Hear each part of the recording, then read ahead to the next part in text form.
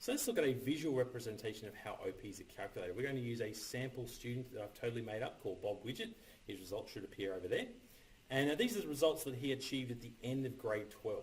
Now these results aren't directly used in the OP calculation, but they are used to inform a thing called the SAI. Now the SAI is the Subject Achievement Indicator for each student.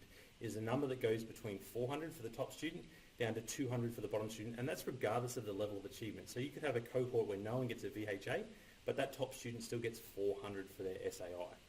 So in this instance here for Bob, he has achieved in English a H8. That H8 has positioned him here in the cohort. There's our 400 there, there's our 200 there. It's positioned him there where that blue dot is. For Maths B, his S8 has positioned him down here. Chemistry has positioned him here. Business has positioned him up here. He got a VH1 for business. He was one of the top students in the cohort there, so I've positioned him quite high in the SAI range. He's not the top student. There is actually a little smiley face at the top here that's a little bit above him, but he did pretty well. Music was an interesting case. He achieved a VH2. Problem is, in this particular cohort, everyone got a VH. So in this cohort, everyone received a VH. In fact, this cohort had a VH10, which is up here, down to a VH1 that was down here. So his VH2 actually put him this position down here. It's actually a very low SAI. It's an SAI of maybe 200 and something, a low 200, regardless of the fact that he got a VH2. And then in accounting, his H2 put him up here. That was obviously very good in that cohort. I'm guessing the top student may have been a VH1 or something like that. So you can see that the positioning of the dot is actually positioning relative to the actual cohort that is studying the subject. That is step one. So that gives us the SAI, the Subject Achievement Indicator for each of those subjects. So we have our SAIs. I've just shifted them a little bit to give me a little bit more room. Clearly in its current state, this isn't fair. Like at the moment, this VH1, this guy's worked hard for his VH1 in music, and it's only it's only got a really low SAI. So clearly we need to do some scaling in this situation, and that's actually where the QCS test comes in. So the QCS test runs in August. It tests all of the core curriculum elements that a Year 12 student should learn throughout their schooling career. And they use the results of that QCS test to compare cohorts of students versus each other. So that's what we're going to do. We're going to do it visually though. So this English cohort here, they did better than the state in the QCS. So I'm going to shift them up a little bit, but I'm not going to shift them up a great deal, just that much. So that's shifted Bob up a little bit. There'd normally be a little bit of stretching as well with the spread of the students, but we're not going to do that just to keep it simple. So that is English. Maths B. Maths B tends to do very well on the QCS test. And this is where it's really a myth, but there's a little bit of fact in it, that Maths B is really good for your OP. Now what it isn't that Maths B is good for your OP, it's that the students that do Maths B do very well on the QCS test. And that lifts everyone up. So that's what we're going to do. This cohort of Maths B students is pretty standard, so it's going to lift them up a big chunk. I've probably been a little bit generous there, but that's okay. So they've done very well. Chemistry, another one of those subjects that the students that do chemistry do well in the QCS test, and that effectively shifts chemistry up. In fact, I'm going to shift them a little bit above Maths B because I can. Business here, look, business in this current scenario, remember it's hypothetical, I'm making all this up. I'm going to say that they didn't do very well in the QCS test, so I'm going to shift them down a little bit. As a cohort, they kind of bombed out. So that's what I'm going to do here. Music there, remember this is the subject that had VHs all the way through. This music cohort, that VH10, they are really intelligent. I'm going to put them up here. Okay, so they did very, very well on the QCS test. And this accounting cohort, look there, no offence to business and accounting, I'm going to shift them down just to show that there can be downward movement as well in a cohort with the QCS test. I've got nothing against those subjects, I'm just doing it to show that it can happen. So after that inter-subject scaling has happened, you can see that the dots have actually moved position in relation to each other. What happens then is the QCAA takes the best 5 results, so the best 5 subjects. Actually, they use the best 20 semesters. So if you've chopped and changed between subjects, they might pick up a semester here and there from subjects that you've left. But they always choose the best 5, or the best 20 semesters. So for 5 subjects over 4 semesters, it's really the best 5 subjects in this case here. So in this case here, the best 5 subjects look like they're these ones. And so this one here is actually his worst subject. And this one here is his Maths B subject. So even though he had got an S8 in Maths B, and even though it lifted up high, it's not even being used because he's sitting there at the bottom of the cohort.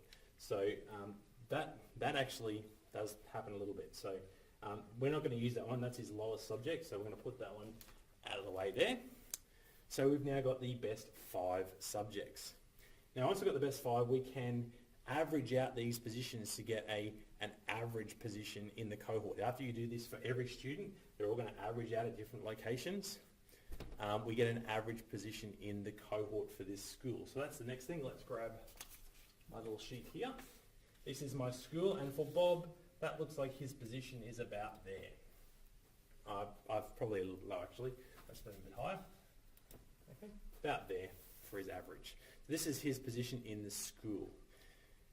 Now that's good, but that's within our school. But what about the other schools in Queensland? How can we compare the results in my school with the results of the school down the road or the school up in Cairns or the rest of the state?